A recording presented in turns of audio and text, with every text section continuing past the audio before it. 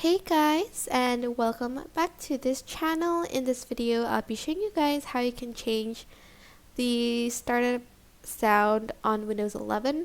So I'm just going to search start sound changer.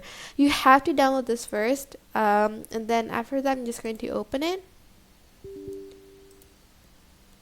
And then after that, I have my current startup sound replaced already.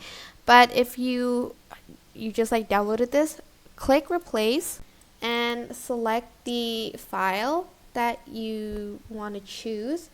It has to be the file type has to be WAV, so it's WAV. You can convert using websites from MP3 to WAV file, as you can see.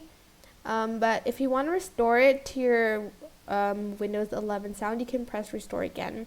Once you're done, you're just going to select exit and your startup sound should sound different. That is basically it. Super simple. I hope this tutorial was helpful for you guys. Don't forget to like, comment, share, and also subscribe to this channel if you haven't done that.